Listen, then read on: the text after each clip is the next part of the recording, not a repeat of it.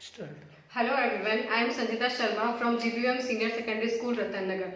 Today I am explaining you about Social Studies first chapter, Glorious India, from the beginning of to 1206 CE.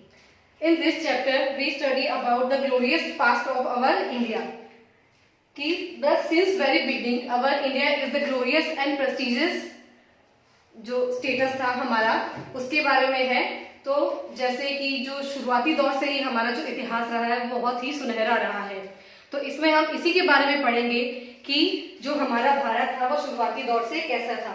अब ये हमें सब लोगों को पता है कि जो हमारा भारत है वो शुरुआती दौर से ही सोने की चिड़िया कहा जाता था और वैसा ही वो पहले था, लेकिन अंग्रेजों के आने के बाद में जो उसकी स्थिति थी वो एकदम बदल गई। और इसमें जो हमारा पूरा विश्व था, पूरे विश्व में जो हमारा स्थान था वो एक गुरु के रूप में माना जाता है, क्योंकि जो हमारा भारत है वो पूरे देश के जो व्यक्ति है उन लोगों को यही बात सिखाता है कि जो पूरा विश्व है वो एक परिवार है और इसमें हमारे ही जो जितने भी जो व्यक्ति होते हैं, जितने भी लोग हैं, चाहे वो किसी भी संप्रदाय, किसी भी जाति या किसी भी स्टेटस से हो, तो वो सभी हमारे भाई बंधु हैं। और एक जो बिलीव्स है कि सर्वे भवन्तु सुखिनः सर्वे सन्तु निरामया, यानी जो सभी व्यक्ति हैं जो सुखी रहें और सभी हुई निरोगी रहें।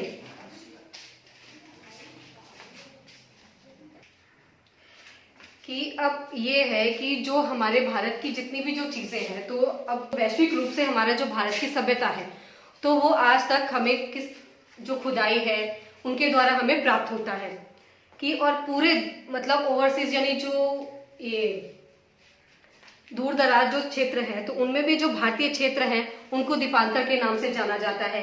और जो हमारा देश के जो जितने भी लोग थे तो वो उनकी जो ख्याति थी तो वो भारत में ही नहीं बल्कि जो और देश थे वहां पर भी वैसी ही बनाई हुई थी, क्योंकि जो हमारे व्यापारी थे तो वो बड़े बड़े जो जहाज होते थे तो उनके द्वारा जो अलग अलग देश थे तो उनके जो ब्रह्म देश थे तो उनमें भी व्यापार किए करते थे, जिससे कि जो हमारी सभ्यता है, हमारी संस्कृति है, उसका जो विस्तार है वो पूरे देश में अलग अलग जगहों पर शुरू हो गया था। अब जो शुरुआती दौर में क्या था कि जो हमारा देश था तो वो अलग अलग भागों में विभक्त था और जो छठी शताब्दी थी तो उस समय से ही जो हमारे जो सोवियत राज्य था तो वो पूरी तरह से उसकी कमी थी, लेकिन जो पूरा भारत था तो वो अलग अलग जो स्वतंत्र राज्य थे या जो जन थे तो उनमें विभक्त था, लेकिन उन्हीं जनों को सम्मिलित करके ही महाजनपदों की शुरुआत की गई। और ये जो महाजनपद थे तो वो अब जो महाजनपद काल था तो वो 600 BCE से लेके 325 BCE तक था। अब ये जो सारे बड़े बड़े जो राज्य थे तो वो बड़ी शक्तिशाली जो स्वतंत्र राज्य थे तो उनकी जो शुरुआत थी वो छठी शताब्दी में जो उत्तरी भारत था तो वहां से उसकी शुरुआत मानी जाती है और इन्हीं को ही जो महाजनपद था वो नाम दिया गया था। और जो बुद्धिस्ट जो एक बुक है अगुत्र निकाय तो उसमें जो महाजनपद थे तो वो इस प्रकार बताए गए हैं कि जो महाजनपद थे तो वो 16 बताए गए हैं। तो उसमें फर्स्ट था अंग, तो अंग की जो राजधानी थी वो चंपा थी।